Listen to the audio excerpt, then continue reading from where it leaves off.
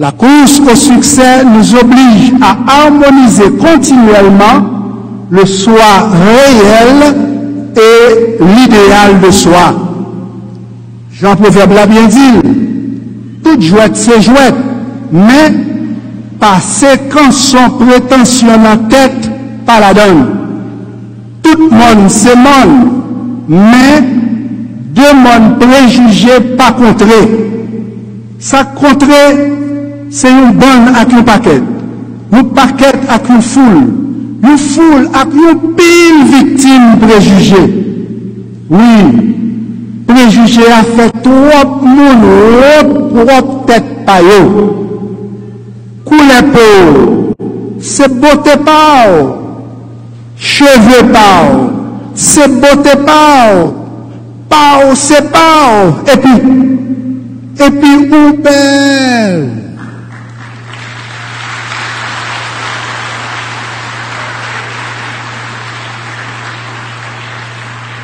Moun qui l'aide, c'est moun sans conscience, qui prend moun sans conscience pour piller moun à conscience. Moun qui l'aide, c'est professionnel, qui tourne criminel, n'ont pas menti si au miel, qui en met un coup fiel.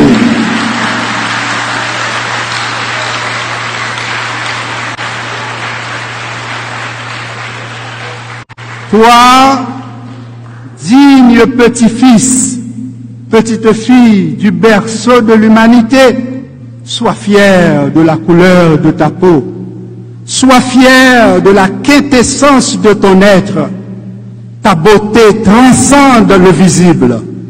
Plus tu aimes, plus ta beauté rayonne et illumine ton visage.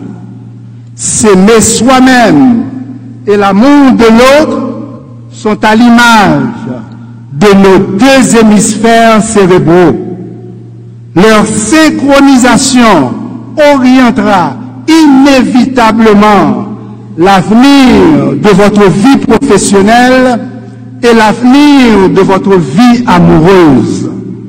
Comme vous en êtes témoin et conscient, permettez-moi de répondre à cette question que beaucoup de jeunes se posent.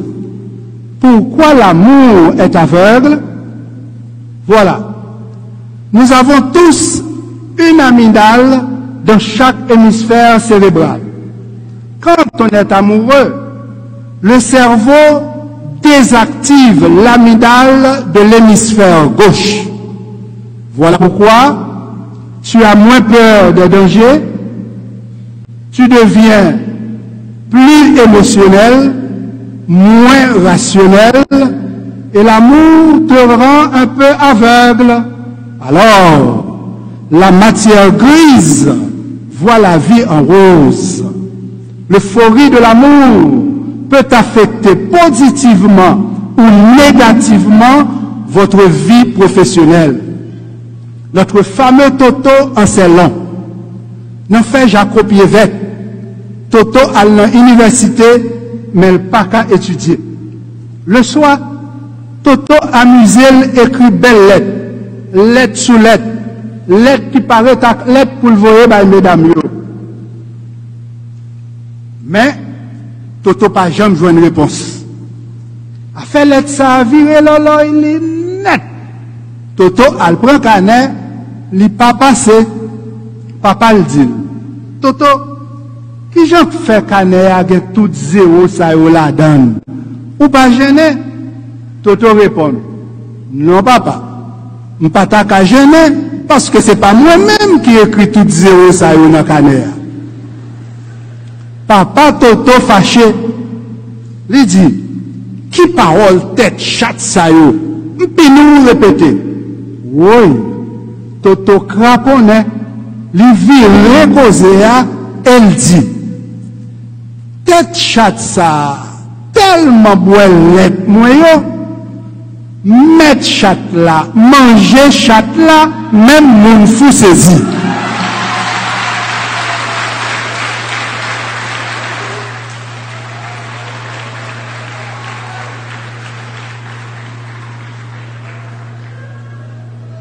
Contrairement à Toto, chers récipiendaires, vous avez réussi avec succès et vous pourrez aisément décrypter la conscience sociale. Le mal est profond. Voilà pourquoi j'ai choisi de ne pas exclure l'humour thérapeutique. Quand on rit, notre corps sécrète des endorphines, c'est-à-dire des hormones qui réduisent la production du cortisol généré par le stress. Je le redis, le mal est profond. Chaque jour, de Tabar, Croix-des-Bouquets, à Cité-Soleil, La Saline, Bel-Air, Martissa, Grand-Ravine, Carrefour, de Port-au-Prince à Pétionville ou partout à travers nos 10 départements, jaillissent les signaux lumineux d'un tableau hideux, écœurant et révoltant, le génocide d'Haïti. C'est évident, c'est flagrant, la diaspora haïtienne en est consciente, pas les génocidaires à nos zones. Face à cette agonie collective, les éducateurs ont un devoir impérieux de contribuer à l'éveil de la conscience nationale. Difficile, mais possible. Possible, car les expériences vécues peuvent modifier notre potentiel cérébral. Plus on est intelligent, plus on s'ouvre à l'apprentissage en permanence. Les scientifiques ont bien compris que la perception consciente d'un génocide va au-delà de l'acuité visuelle.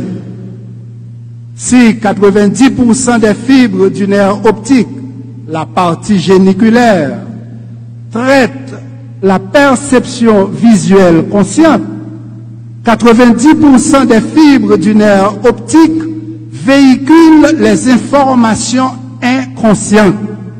Qui donc, ouais, c'est une, ouais, tout ça, ouais, c'est deux. Ouais, c'est une, ouais, tout ça, ouais, c'est deux. Sin chita tan, nap tourné pour tan. Le génocide d'Haïti et la guerre en Ukraine nous concernent tous. Aujourd'hui, plus que jamais, nous devons susciter l'éveil de la conscience sociale. Si tous ces l'ouverture, Jean-Jacques Dessalines, avec ancêtres nous pas de gain conscience sociale, vieille chaîne l'esclavage là, tape toujours maré dans pied nous, la journée ou la nuit. Les chaînes l'esclavage moderne maré dans cerveau moun, faut gagner bonne éducation avec bon gens sérum patriotique pour réveiller conscience sociale là avant trop tard. L'esclavage, rappelons-nous, est un crime contre l'humanité. L'esclavage mental et le coloniavirus se propagent au quotidien. Les sœurs et frères affectés par ces pathologies sociales se bercent d'illusions de liberté. Plus le cerveau est psychologiquement enchaîné, plus on s'incline aux pieds de ses oppresseurs en rejetant la main de ses libérateurs. On l'a bien vu en 2004. Le néocolonialisme et ses agents pathogènes ont toujours cultivé l'art d'anesthésier la conscience des esclaves mentaux.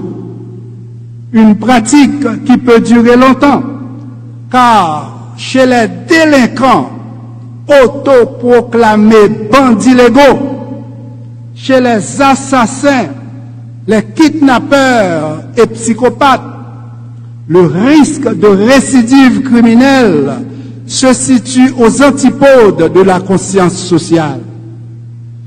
En mesurant l'activité cérébrale de certains criminels.